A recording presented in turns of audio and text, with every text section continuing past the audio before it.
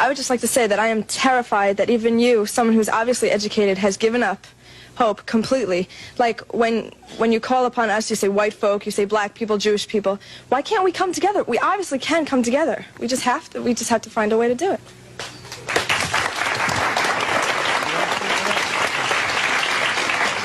The desire is good, but the reality is the total opposite of your desire. And unfortunately, as a young lady, you are not in the position of power to make the decisions to make America work. May I, you know, as an audience of intelligent people, I would like to just take a moment to say to you that I really don't think you fully understand what has happened to these people that you look at as second class or inferior citizens in this nation. Black people who were brought to this country were stripped of their names, language, culture, religion, God, and taken totally away from the history of themselves. Here are 30 million people who don't wear their own names, they wear your names. Who don't speak their own language, they speak English, which is not their language. They never were allowed their own cultural expression of Africa. Don't you realize that when you turn a people upside down and inside out, then sell them not for a day, not for a year, but for 300 years, and deny us the human right to know, to read a book, to learn, to understand. And then after 300 years of that, you allow us into the church, but by that time you've painted Jesus white, God white, the angels white, and then all these black people have been subjected to a form of white supremacy, which produces in the reverse a black inferiority. And this is fulfilling what Jesus said, as a man thinketh, so is he. And as long as our people think the way they think, we will never be able to do what we as a people should do to correct our condition. Over here, please. Excuse me, I was brought up in, quote, Bedford-Stuyvesant in my time. But I would like to say what scares us is I think we hear violence. Yes. The young lady said she's afraid of violence. And isn't it sad that we who have been the victims of so much violence, now whites fear violence from us? We do not have a history of killing white people. White people have a history of killing us. See? And what you fear, may I say this, sir?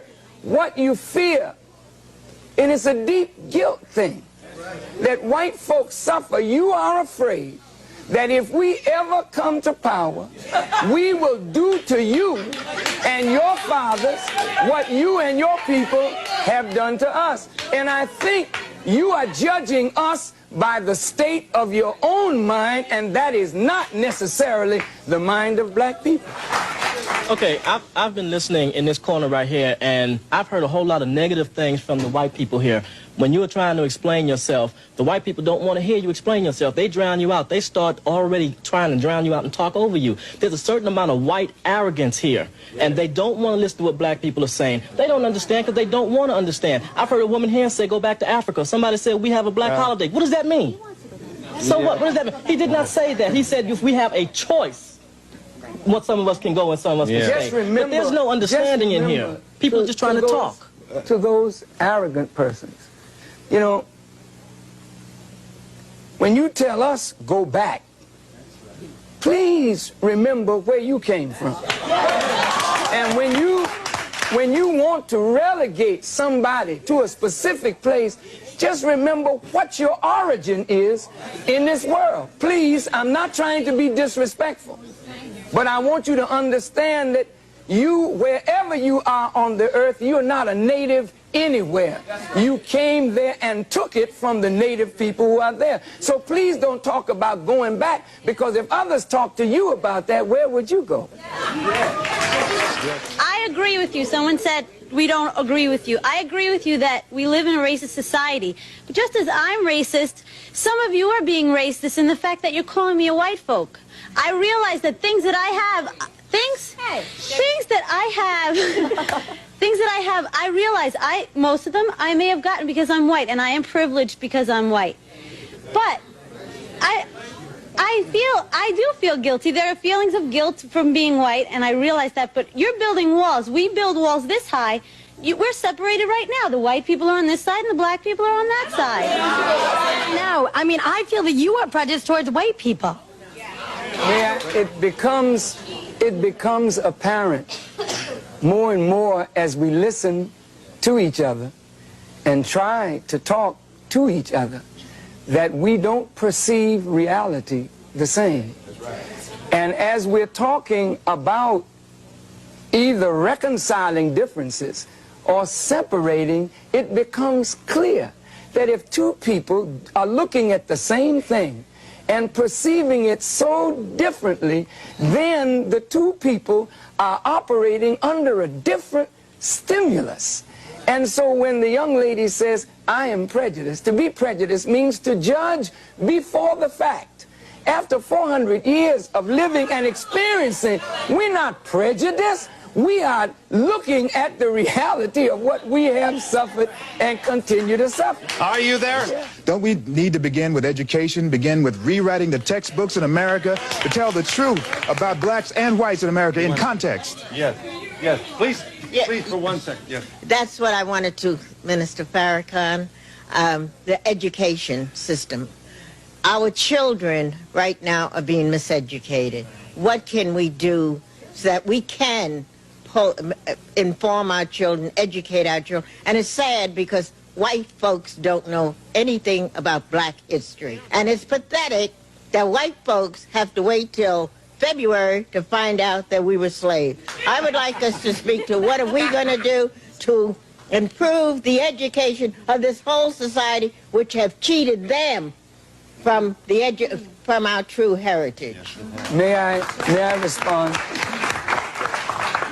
I said in the first segment it was a crime of omission as well as a crime of commission. And that crime has affected both white and black. White folk have been made to believe that the history of civilization begins in Egypt and that Egypt was a white civilization.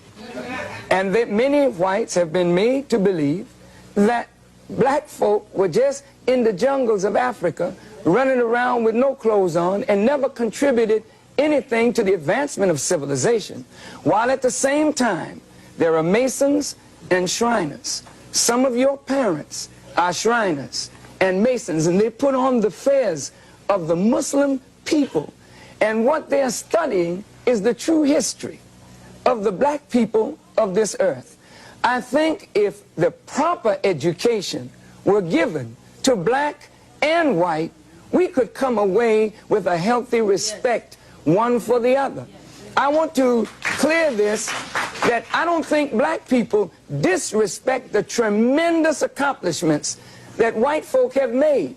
But if white folk do not know what black people have contributed to the advancement of civilization, it leads to a disrespect of a whole segment of the population. And this is why today I will say that black children, as much as we need education, we don't want to go to these schools because the food that we are being fed is not proper. But any one of us can go into the schools where there's no discipline, where there's madness in the corridors, and we can speak to our youth and get their attention in a matter of moments, because we are teaching them that which their souls yearn for, that is a proper knowledge of self. And if they won't give it to us, we have the responsibility to give it to ourselves.